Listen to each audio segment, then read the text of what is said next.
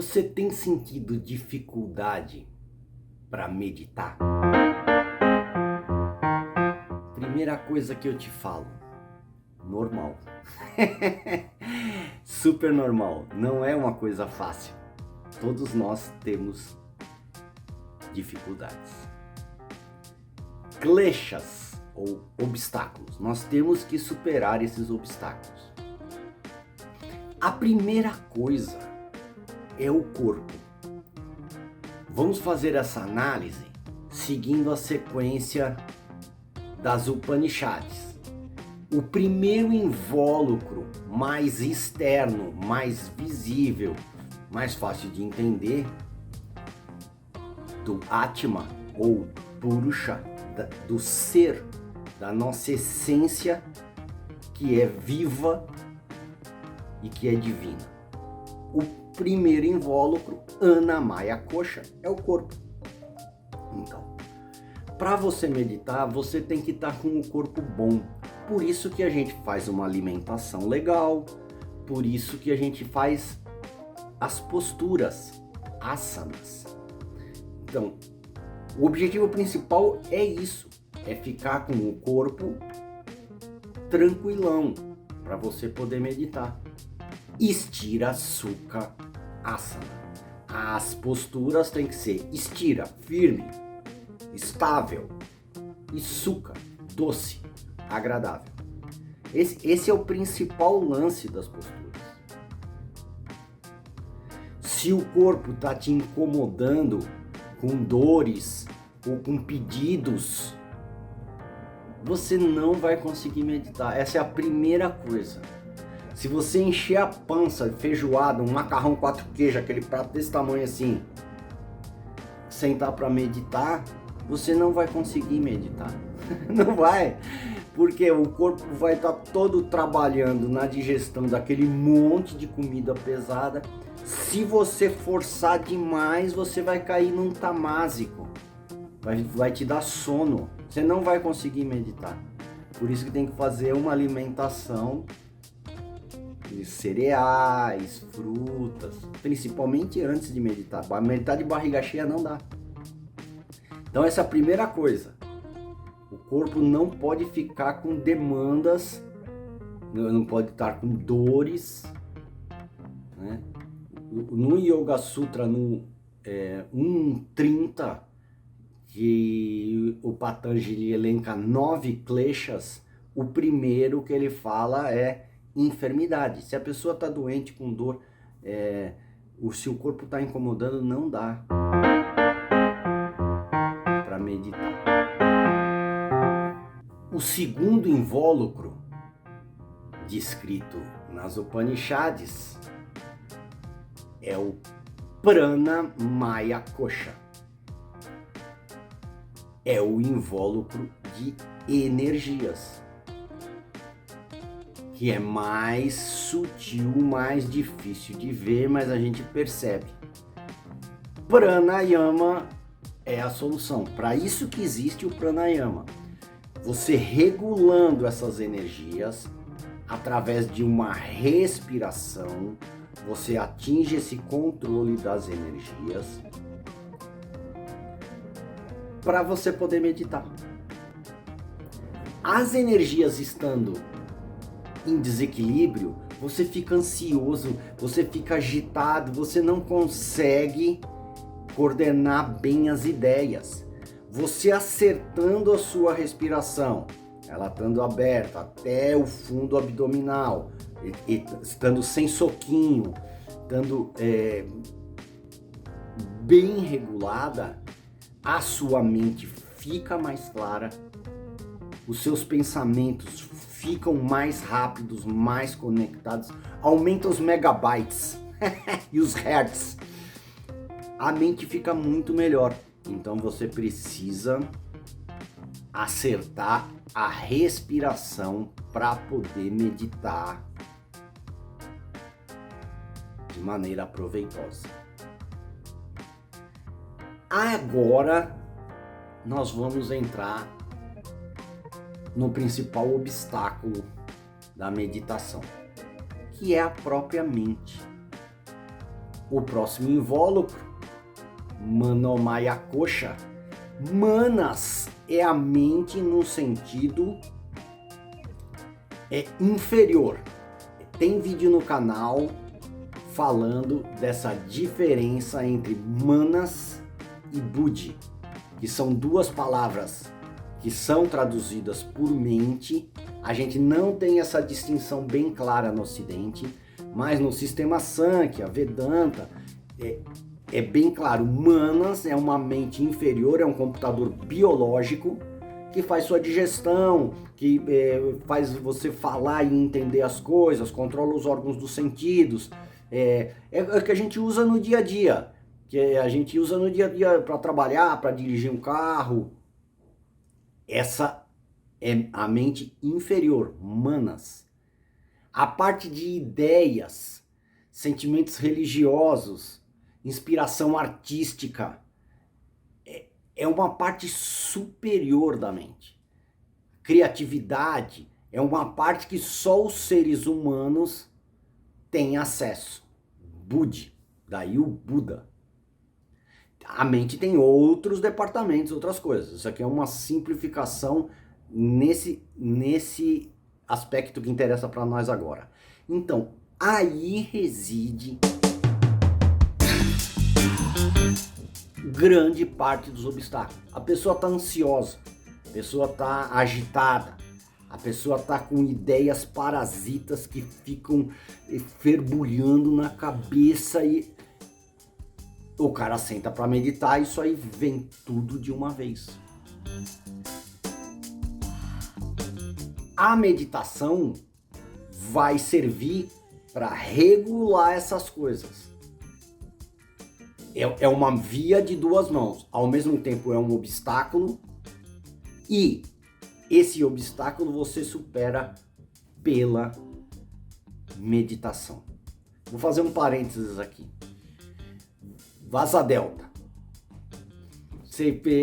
O cara tem que estar voando. O cara quer voar bem, ele tem que ir todo final de semana procurar um pico para voar. Tem um que chega lá e o vento tá de cauda. O vento tá lateral, não dá para voar. No outro final de semana tá garoando. No outro final de semana ele consegue ir, tá dando vento de frente, ele decola, mas ele faz um erro e vai pro pouso e voa 5 minutos e pousa. No outro ele vai, tá mais ou menos, ele consegue brigar um pouquinho aqui, mas não dá o voo. Aí, quando você menos espera, dá aquele voo histórico, estampa na nuvem, fica voando a tarde inteira, pousa cabeçudo. O processo de meditação é assim. Muitas vezes você senta para meditar e não consegue desenvolver. Vamos supor que você teve uma semana cheia de estresse, cheia de inquietações, cheia de problemas. É difícil você conseguir meditar. Esses problemas vão vir todos na sua cabeça de uma vez só. A mente trabalha como se fosse num computador, várias janelas abertas. Você tem que ir fechando essas janelas, isolar aquela que você quer meditar. A outra janela tende a abrir de novo, você fecha de novo. Você tem pensamentos assim de manutenção da vida. Eu tenho que passar no supermercado, eu tenho que... Essas coisas que faz parte de manas. Manas é a manutenção da vida, faz parte de manas. Quando isso é natural e isso é bom pra gente ter uma vida agradável. Quando esses problemas se tornam uma preocupação, você começa a se preocupar com coisas que não são perigos iminentes. A mente é preparada na vida de caçador-coletor, vivendo em caverna. Foi aí que nós fizemos esses sistemas funcionar. Quando você começa a se preocupar demais com certas coisas, você senta para meditar, essas coisas vêm tudo. Você tem que fechar todas essas janelas. Eu quero fazer um outro parênteses aqui. Existe uma ideia muito difundida que a meditação é fazer um vazio da mente. A meditação que eu aprendi, que é baseada nos ensinamentos de Patanjali e confirmada na Gita, nas Upanishads, você tem um objeto de meditação. Você medita em alguma coisa. Eu nem sei como eu faria um vazio da minha mente. O vácuo é raríssimo ou talvez inexistente na natureza. Quando tem um vazio, alguma coisa preenche. Então, quando você vai sentar para meditar, você já tem que ter o objeto de meditação. Alambanam. Você já tem que ter esse objeto de meditação escolhido, para você não ficar na hora, você já perdeu a concentração que você vinha. Então você vai meditar no ego, vai meditar em alguma mania, em algum problema que você quer resolver, alguma ferida que você precisa curar.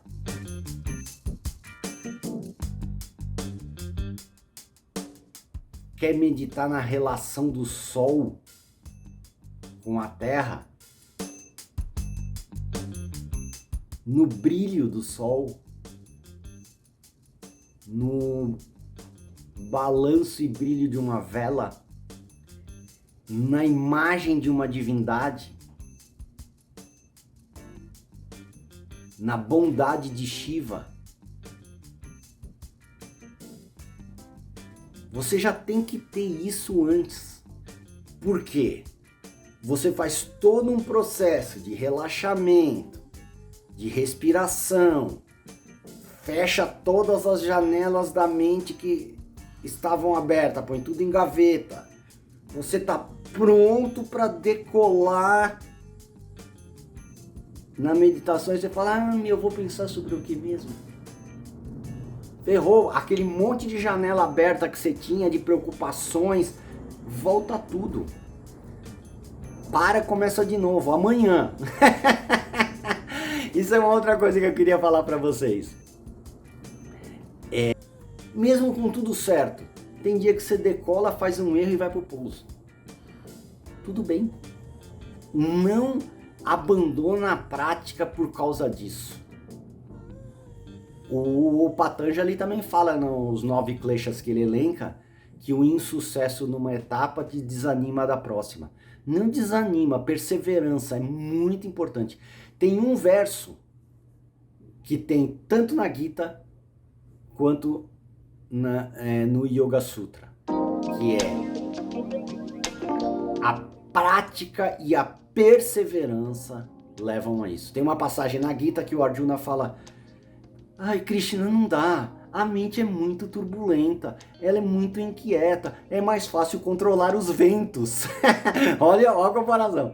Ele fala, é verdade, filho, é verdade, Arjuna, nobre guerreiro, mas com Abhyasa e Vairagya, com Abhyasa, prática perseverante, e Vairagya, superando as paixões, você vai conseguir. Tem um verso igualzinho no Yoga Sutra. Então, tem que ter essa perseverança. Bom, a gente estava falando do Manapraya Kosha. Então você tem, aí que está o obstáculo. Você tem que acertar todas essas janelas e fechando todas essas janelas que estão incomodando e deixar uma ideia só. Se você ficar 12 segundos focado numa ideia só, você já está em dharana, concentração. Se você ficar 12 vezes isso, que é 2 minutos, 144 segundos, 2 minutos e 24 segundos, você já está em meditação. Na meditação é possível adquirir conhecimento originário. Não é que nem num livro, num filme, alguém que te passa uma informação. Você adquire conhecimento originário tirado da sua própria cabeça. É isso que o Sócrates chamava de maiêutica. Através de perguntas, ele falava, sou parteiro de ideias. A mãe dele era parteira. Ele falava, eu sou parteiro de ideias. Através de perguntas, ele fazia o cara tirar a ideia de dentro da própria cabeça dele. A meditação é isso.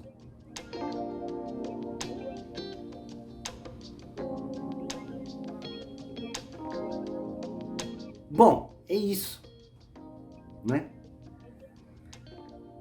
Primeira coisa, saber que não é todo dia que você senta para meditar que você vai fazer um voo frutífero, estampar na nuvem e voar 40 quilômetros. Mas todo o esforço dos dias que você bate no muro de pedra vale a pena no dia que você consegue. Paga a conta. Acertar bem o corpo. Acertar bem a respiração. Ah, tem uma outra coisa também, eu já ia esquecendo. Se você tiver um ambiente adequado, um lugarzinho que você fica sossegado e que ali só tem vibrações positivas, também ajuda muito. Isso é dica do Vivekananda. Só estou repetindo para vocês. Um cantinho ali que é só seu, que tem uma imagem sagrada, que tem... Você queima um incenso ali. Isso aí também ajuda. Bom, aí o grande lance é acertar a mente, conseguir fechar todas essas janelas de preocupação, inquietação, incomodação que estão te atrapalhando, kleshas, obstáculos, e aí focar naquele objeto de meditação que você já tinha separado para meditar naquele dia. E eu faço de temporadas, eu fico uma temporada meditando numa coisa só, num chakra, que eu quero descobrir os segredos. Vou embora naquela moda ali. De repente eu tenho uma outra ideia, uma outra coisa que eu mudo para aquele outro ponto de meditação. Meus votos sinceros, que todos consigam melhorar dia a dia o seu processo meditativo.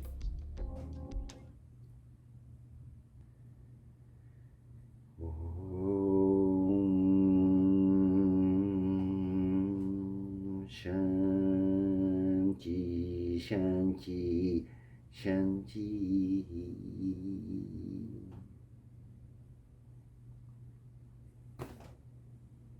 Um amigo meu falou que tinha que chegar no meio do filme e falar assim, ó, parei. E eu só continuo se vocês derem like.